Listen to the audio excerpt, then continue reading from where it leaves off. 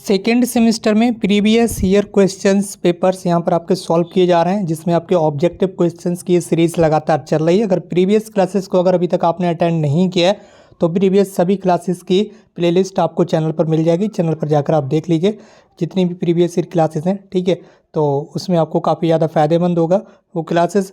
और इसमें आज आपका जो सब्जेक्ट है वो हिंदी का है, ठीक है। आपका छठा पेपर होता है और यहाँ पर अभी जो पेपर हैं ये 2016 के चल रहे हैं। इसके बाद 2017-18 आगे जैसे भी पेपर्स हैं वो सारे पेपर सॉल्व कराए जाएंगे, ताकि परीक्षाओं में आपका कोई भी क्वेश्चंस जो है वो छूटने ना पाए। आपको पता ही होगा काफ़ी बड़ी संख्या में क्वेश्चंस लगातार रिपीट होते हैं परीक्षाओं में। और यहाँ पर आपको पता ही होगा डीएलएड के ये जो पेपर है ये टोटल 25 अंक का रहता है, ठीक है। और इसमें पेपर का जो समय होता है वो केवल 1 घंटे का होता है, ठीक है। ये आपको ये चीज़ यहाँ पर आपको ध्यान रखना होगा। तो 25 अंक वाले पेपर में टोटल 5 ऑब्जेक्टिव क्वेश्चंस रहते हैं। इसमें हम यहाँ पर हिंदी प्लस इंग्लिश के जो क्वेश्चन है वो सॉल्व करेंगे। बाकी सारे अदर पिछले सब्जेक्ट के क्वेश्चंस आपको सॉल्व करा दिए हैं 2016 के। तो चैनल पर जाकर प्ले लिस्ट में चेक कर लीजिएगा। बाकी ज़्यादा टाइम ना वेस्ट करते हुए वीडियो को स्टार्ट करते हैं। तो आज की इस क्लास का सबसे पहला सवाल आपके सामने स्क्रीन पर है। 2016 में जो आपका पेपर हुआ था हिंदी का, ठीक है, सेकंड सेमेस्टर का। इसमें कौन कौन से क्वेश्चन से देख लेते हैं। सबसे पहला प्रश्न था आपका, बच्चों को कहानी सुनाते समय बीच बीच में उनकी कल्पनाशीलता को जागृत करने के लिए पूछना चाहिए, ठीक है। बच्चों को जब कोई कहानी सुनाई जाती है पढ़ाते समय, ठीक है, तो बीच बीच में कहानी के बीच बीच में उनकी कल्पनाशीलता को जागृत करने के लिए किस तरह के प्रश्न पूछना चाहिए। वर्णनात्मक प्रश्न पूछना चाहिए, विकासात्मक या व्याख्यात्मक या फिर विश्लेषणात्मक। तो इस सवाल का आपका राइट आंसर हो जाएगा ऑप्शन बी, ठीक है। किस तरह के क्वेश्चन आपको पूछना चाहिए, विकासात्मक प्रश्न बच्चों से पूछना चाहिए ताकि उनकी कल्पना शक्ति का विकास हो सके। बढ़ रहे हैं अपने अगले प्रश्न की ओर। और अगला प्रश्न आपका क्वेश्चन नंबर 2, जो बहुत अधिक बोलता हो, ठीक है। वाक्यों के लिए एक शब्द होता है, ठीक है। तो यहाँ पर एक वाक्य दिया हुआ है, जो बहुत अधिक बोलता हो, ऐसे व्यक्ति को क्या कहा जाता है। तो उसे कहा जाता है आपका वाचाल, ठीक है। अधिक बोलने वाला क्या कहलाता है, वाचाल। बाकी 3 यहाँ पर शब्द और दिए गए हैं और तीनों के आंसर भी आपको याद कर लेना है। तीनों का आंसर क्या क्या है यहाँ पर आप देख लीजिए। जो वक्ता किसे कहते हैं, जो यहाँ पर बोलता है, ठीक है। जो बोलता है उसे क्या बोल देते हैं आप, वक्ता।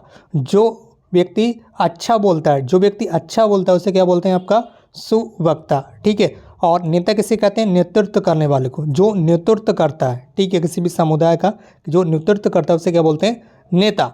बढ़ रहे हैं अपने अगले सवाल की ओर और सारे आंसर यहाँ पर लिखे हुए हैं, आप खुद से रीड कर सकते हैं। बाकी बढ़ रहे हैं अपने अगले प्रश्न की ओर। और प्रश्न संख्या 3 यहाँ पर आपका विलोम शब्द से रिलेटेड है। अपोजिट वर्ड इंग्लिश में बोलते हैं आपका। तो जागृत का शब्द का विलोम शब्द क्या होगा ये आपको बताना है। तो जागृत का विलोम शब्द हो जाएगा ऑप्शन बी, सुषुप्त, ठीक है। जागृत का क्या हो जाएगा अपोजिट, बी, सुषुप्त। इसके अलावा यहाँ पर बताया गया कि विषुप्त, विषुप्त का विलोम शब्द हो जाएगा आपका यहाँ पर निष्क्रिय, ठीक है। क्या हो जाएगा, निष्क्रिय। इसके बाद चेतना का यहाँ पर विलोम शब्द बताया गया है, चेतना। चेतना का हो जाएगा आपका जागरूकता, ठीक है। इसके बाद शयन और आपका, ये शयन का आपका विलोम शब्द क्या हो जाएगा, सोना, ठीक है। जो ऐसे हम सोते हैं शाम को या दिन में किसी भी समय, सोना या फिर आराम करना। तो आपका प्रश्न संख्या 3 है। 3 में आपसे पूछा गया जागृत। जागृत शब्द का राइट आंसर आपका हो जाएगा सुषुप्त। तो इस सवाल का राइट आंसर क्या होगा ये आपको याद रखना, option V. Option V is correct, सुषुप्त, ठीक है। बढ़ रहे हैं अपने अगले प्रश्न को, प्रश्न संख्या 4। और इसमें आपसे पूछा गया है पर्याय, ठीक है। जो पर्यायवाची शब्द होते हैं उनसे रिलेटेड ये क्वेश्चन है। प्रश्न संख्या 4 में सजग शब्द का पर्यायवाची नहीं है। जैसे कि 4 ऑप्शन है यहाँ पर दिए हुए। पहला ऑप्शन चौकस, दूसरा सचेत, तीसरा पहरेदार, चौथा आपका सावधान। इन 4 में से एक शब्द ऐसा है जो आपका सजग शब्द का पर्यायवाची नहीं है, ठीक है। तो इनमें से 3 शब्द ऐसे होंगे जो सजग शब्द के पर्यायवाची होंगे, लेकिन एक शब्द ऐसा है जो सजग शब्द का पर्यायवाची नहीं है। तो आपको ये पता होगा कि सजग शब्द के कौन कौन से पर्यायवाची हैं, तभी आप यहाँ पर पता लगा पाएंगे कि सजग शब्द का पर्यायवाची कौन सा नहीं है। तो जो पर्यायवाची उन्हें पहले आप देख लीजिए। जैसे कि चौकस, सजग का मतलब एकदम चौकस होना, एकदम सचेत होना, एकदम सावधान हो जाने, सारे के सारे क्या हैं, सजग शब्द के पर्यायवाची हैं। लेकिन एक शब्द बचा यहाँ पर पहरेदार, ये आपका सजग शब्द का पर्यायवाची नहीं है। तो आपसे यही पूछा गया कि सजग का पर्यायवाची नहीं है कौन सा, पहरेदार नहीं। तो इस सवाल का राइट आंसर आपका हो जाएगा पहरेदार, ऑप्शन सी। बढ़ रहे हैं अपने अगले सवाल की ओर। प्रश्न संख्या 5, इसमें पूछा गया था कि महाकवि जो है, यहाँ पर महाकवि जो शब्द है, ठीक है, इसमें प्रयुक्त समास बताना, इसमें कौन सा समास जो है वो प्रयुक्त किया गया। तो महाकवि शब्द में कौन सा समास प्रयुक्त किया गया, महान कवि, ठीक है। तो इसमें कौन सा समास हो जाएगा आपका, कर्मधारय, ठीक है। कौन सा समास हो जाएगा, कर्मधारय। तो इस तरह से आपका ये हिंदी के ऑब्जेक्टिव क्वेश्चन आपने देख लिए। इसके बाद आपका इंग्लिश का पेपर सॉल्व कर लेते हैं, और इंग्लिश का पेपर भी आपके सामने स्क्रीन पर है। ये भी 2016 का आप देख सकते होंगे। ये पेपर भी आपका टोटल 25 अंकों का रहता है, ठीक है। टोटल कितने अंकों का? 25 अंकों का रहता है, और इसमें भी आपको समय केवल 1 घंटे रहता है मिलता है। और इसमें भी टोटल 5 ऑब्जेक्टिव क्वेश्चंस आपके लिए आते हैं पेपर में, जिससे हम यहाँ पर सॉल्व करने जा रहे हैं। तो चलिए बढ़ते हैं अपने अगले प्रश्न की ओर। और प्रश्न संख्या 1 इसमें पूछा गया था। उससे पहले आपसे एक छोटी सी रिक्वेस्ट है कि अगर अभी तक आपने चैनल को सब्सक्राइब नहीं किया तो कर लीजिए, क्योंकि यहाँ पर आपको इसी तरह से प्रीवियस क्वेश्चंस की जो सीरीज है वो लगातार मिलती रहेंगी, और आगे आने वाले जितने भी क्लासेस हैं वो लगातार मिलेंगी आपको इस चैनल पर। तो चैनल को सब्सक्राइब करके हमसे जुड़ जाइए। प्रश्न संख्या 1 इसमें पूछा गया, bilingual method is invented bye. जो बाइलिंगुअल मेथड था वो किसके द्वारा खोजा गया था, किसके द्वारा खोज की गई थी?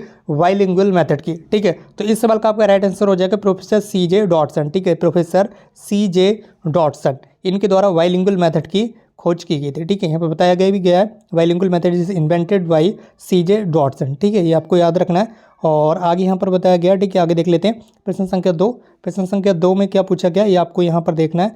और प्रश्न संख्या 2 में आपसे पूछा जा रहा है कि doctor West's method is also known as. Doctor West's method is also known as. Doctor West's method जो है इसे अन्य किस नाम से जाना जाता है? तो यहाँ पर आपके सामने 4 ऑप्शन है, प्ले मेथड या प्रैक्टिकल मेथड या फिर रीडिंग मेथड या फिर इंडक्टिव मेथड। तो जो डॉक्टर वेस्ट्स मेथड है इसे अन्य एक दूसरे नाम से जाना जाता है, और वो दूसरा नाम हो जाएगा आपका रीडिंग मेथड। कौन सा? Reading method. यहाँ पर देख लीजिए, बताया गया doctor Michael Philip West's method is also known as reading method, ठीक है। जो यहाँ पर doctor Michael Philips West's method है, फुल नेम इसका, इसे दूसरे अन्य नाम रीडिंग मेथड से भी जाना जाता है। अगला सवाल आपके सामने स्क्रीन पर है। प्रश्न संख्या 3 आपसे ये पूछा जा रहा है, करेक्ट वर्ड यहाँ पर आपको बताना है, कौन सा करेक्ट वर्ड आएगा प्रश्न संख्या 3 में। फिल इन द ब्लैंक्स वाला ये क्वेश्चन है। यहाँ पर एक सेंटेंस दिया हुआ है, we decided to stay at के आगे कौन सा वर्ड आएगा वो आपको यहाँ पर बताना है, hotel in the centre of the town, ठीक है। तो यहाँ पर कौन सा वर्ड आएगा वो आपको बताना है, ठीक है। और यहाँ पर 4 आपके सामने ऑप्शन दिए गए, a, an, the and some, ठीक है। तो we decided to stay at a, यहाँ पर कौन सा वर्ड आ जाएगा आपका? ए, ठीक है। कौन सा लेटर या कौन सा वर्ड आएगा यहाँ पर? ए। आर्टिकल है यहाँ पर, तो यहाँ पर कौन सा आर्टिकल आ जाएगा आपका?